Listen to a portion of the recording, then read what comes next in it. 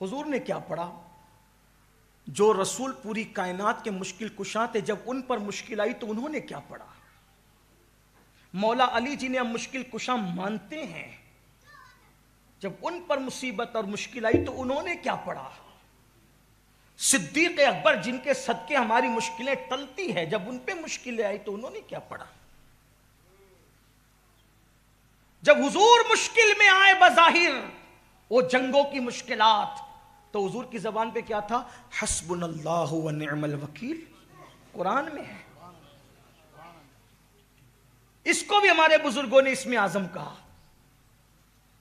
یہ حسبنا اللہ و نعم الوکیل، یہ وہ وظیفہ ہے اگر کوئی عشاء کے بعد 450 بار پڑھنے کا عادی ہو جائے اور وہ اس پر سختی کے ساتھ عمل کرے، وہ جو سوچے گا ابھی سوچ مکمل نہ ہوگی، اللہ اس کا کام پورا فرما دے گا۔ شرط کیا ہے؟ عالم ہونا، حافظ ہونا، قاری ہونا، مفتی ہونا، ڈاکٹر ہونا، ٹیچر ہونا، کوئی شرط نہیں۔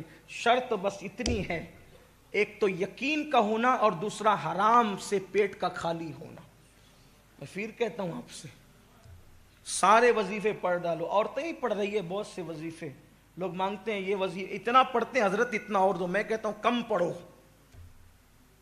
کم پڑھو لیکن پیٹ پر توجہ دو۔ شوہر آپ کا حرام لا کر کے کھلا رہا ہے، آپ 16 سیدوں کے روزے رکھے، 10 بیویوں کے روزے رکھے، اور بھی روزے رکھیں اور بھی رکھیں، دن بھر بھوکے رہیں، شام کو حرام سے افطار کریں، لوگوں کے خون سے افطار کریں۔ غوث پاک کہتے ہیں کہ جو حرام سے افطار کرتا ہے وہ لوگوں کے خون سے افطار کرتا ہے۔ لوگوں کو یہ باتیں اچھی نہیں لگتی۔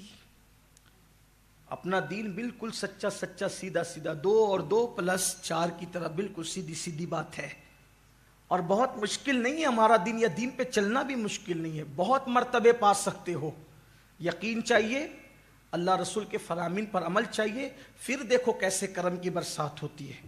تو خواجہ عثمان ہارونی کے پاس مرید کہتا ہے، وہ بوڑھا کہتا ہے مریدوں کے سامنے، حضور بچہ گم ہو گیا کچھ کیجیے۔ آپ نے مریدوں سے فرمایا، پہلے آپ نے آنکھ بند کر کے مراقبہ کیا، پھر سر اٹھایا اور فرمایا ایک بار سورہ فاتحہ 3 بار قل ہو اللہ پڑھو، اس کے بچے کے لیے دعا کرو۔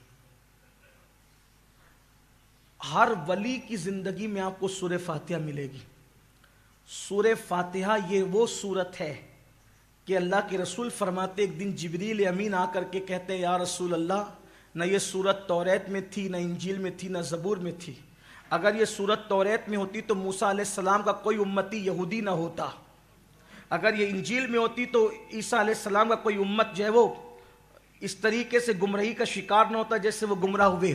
یہ سورت زبور میں ہوتی تو زبور کے ماننے کا دعویٰ کرنے والوں کے لوگ سور اور بندر کی طرح نہ بنتے۔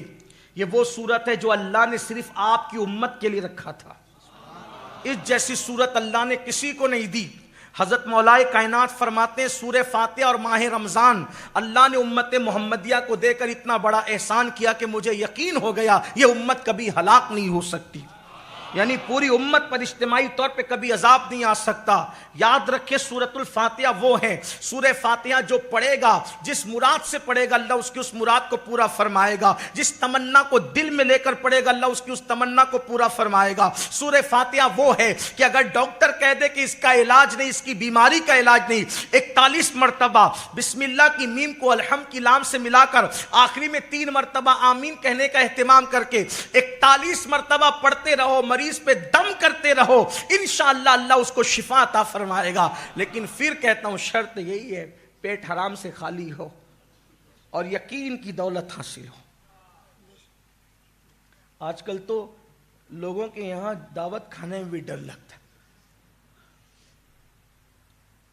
ہم لوگوں کو پتہ بھی نہیں ہوتا، یہ ذمہ داری تو بلانے والوں پہ ہوتی ہے کہ وہ کھلا کہاں رہے۔ ہم تو اس نظر کے ساتھ جاتے ہیں، لیکن ڈر لگتا ہے کیونکہ اللہ کے رسول علیہ السلام نے اس دور کے لیے فرمایا کہ سود اتنا عام ہو جائے گا، اتنا عام ہو جائے گا، اتنا عام ہو جائے گا کہ جو لوگ سود میں ڈوب جائیں گے، لوگ سود میں ڈوب جائیں گے، اور جو بچنا چاہیں گے، جو نہیں بچنا چاہیں گے تو ان کا تو کوئی میٹر ہی نہیں، ختم ہی ہے، لیکن جو بچنا چاہیں گے سود کے گرد و غبار ان تک پہنچ کر رہیں گے۔ یعنی جو بچنے والے ہوں گے ان تک بھی گرد و غبار پہنچے گا۔ آج تو گھروں میں بیٹھ کر لوگ رمی کھیل رہے ہیں، کروڑ پتی بننے کے چکر میں، ایزی منی کے چکر میں رمی کھیلی جا رہی ہے۔ کون جائے محنت کرنے، کون جائے پسینہ بہانے، کون جائے پسینے کے جسے جسم کو بدبودار بنانے۔ گھر میں بیٹھو، گھر میں بیٹھ کر کے ایزی منی کماؤ، عیش کرو، آرام کرو۔ اسلام یہ نہیں سکھا۔ اور پھر ایڈورٹائز کرنے والے بتا رہے وہ اس کو کار مل گئی رمی کی وجہ سے، اس کو بنگلہ مل گیا۔ کروڑوں کا تم نے ہڑپ کیا اور چند لوگوں کو دیا تو اس کی اشتہار بازی کرتے ہو۔ یہ بھی تو بتاؤ کتنے روڈ پہ آئے، جوا نے کتنوں کو روڈ پہ لایا، کتنے مالداروں کو فقیر بنایا، کتنے دینے والوں کو مانگنے والا بنایا۔ اسلام یوں ہی منع نہیں کرتا۔ ایزی منی کے چکر میں اپنی حلال کمائی کو برباد مت کرو۔ اسلام ایزی منی کی بات نہیں کرتا، اسلام محنت کی بات کرتا ہے، اسلام مشقت کی بات کرتا ہے۔ یاد رکھنا، جو ایزی طور پر آتا ہے وہ ایزی طور پر چلا بھی جاتا ہے، اور جو محنت کی کمائی سے آتا ہے وہ ہمیشہ رہتا ہے۔ اس لیے اپنے جوانوں سے کہتا ہوں، محنت سے کمانا سیکھو۔ ایزی منی کے چکر میں اپنے باپ داداؤں کی حلال میں روزی کو، حلال دولت کو تباہ اور برباد نہ کرو۔ یہ دنیا شہد دکھاتی ہے، زہر پلاتی ہے۔ امام کہتے ہیں شہد دکھائے، زہر پلائے، قاتل ڈائن شوہر کش، اس مردار پہ کیا للچایا۔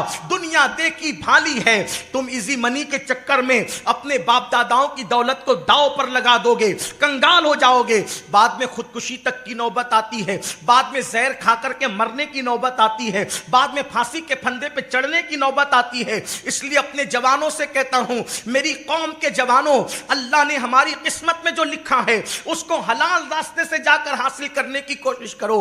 بہرحال خواجہ عثمان ہرونی نے جو ہے فرمایا سورہ فاتحہ پڑھو، ایک بار 3 مرتبہ قل ہو اللہ شریف پڑھو، اور اس کے بعد ہاتھ اٹھا کر آپ نے دعا کی، اے اللہ اس کے بچے کو اس کے گھر تک پہنچا دے۔ حضرت یعقوب اور یوسف جو دونوں ایک دوسرے سے بچھڑ گئے تھے مولا، ان کے ملن کا، ان کے ملاپ کا واسطہ مولا اس کے بچے کو اس سے ملا دے۔ اور پھر آنکھ کھول کر کے ہاتھ نیچے کر کے فرماتے ہیں، جاؤ جاؤ انشاءاللہ تمہارا بیٹا تمہارے گھر آ گیا۔ اور یاد رکھنا، اگر وہ آ جائیں تو مجھ سے ملانے کے لیے ضرور لانا۔ یہ شخص دوڑا دوڑا گیا، سوچو اس کی خوشی کا عالم کیا ہوگا۔ مر جانے والوں پہ صبر ہوتا ہے، گم ہو جانے والوں پہ زندگی میں کبھی صبر نہیں ہوتا۔ اللہ اکبر، اس باپ کے دل سے پوچھ جس کے بچے گم ہو جاتے ہیں ان کو کتنی تکلیف ہوتی ہے۔ اللہ کسی باپ کو وہ دن نہ دکھائے۔ وہ بوڑھا لکڑی ٹیکتے ہوئے آیا تھا، لیکن پوری طاقت سے جب گیا تو محلے میں پہنچا تو لوگوں نے پکار کے کہا، مبارک ہو تمہارا بیٹا گھر آ گیا ہے۔ جیسی بیٹے کو پایا، ملاقات کی، اور باپ بیٹے کے جذبات ایک دوسرے سے گلے ملنے کے بعد جب مکمل ہوئے، ہاتھ پکڑا، کہا چل پہلے خواجہ عثمان ہارونی کی قدم بوسی کے لیے۔ جب آیا اس جوان نے دیکھا تو دیکھتا رہ گیا۔ خواجہ عثمان ہارونی فرمایا کیا ہوا؟ کہا حضور مجھے لوگ اٹھا کر کے لے گئے تھے، ایک کشتی میں مجھے قید کر لیا تھا، اور کشتی میں قید کرنے کے بعد میں اسی میں پڑا ہوا تھا اور وہ مجھے کہیں لے جا رہے تھے۔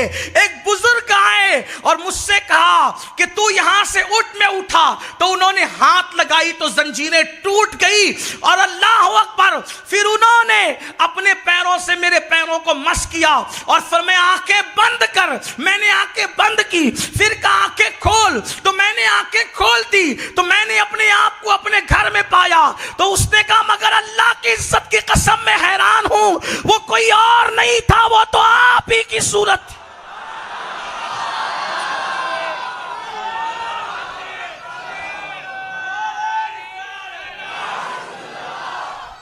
سرکار خواجہ عثمان ہرونی فرماتے چپ رہو چپ رہو چپ رہو، خاموش کیا۔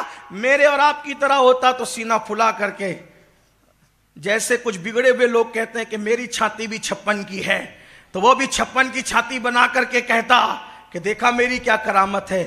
لیکن ولی کرامت چھپایا نہیں کرتے، ولی کرامت کو چھپایا کرتے۔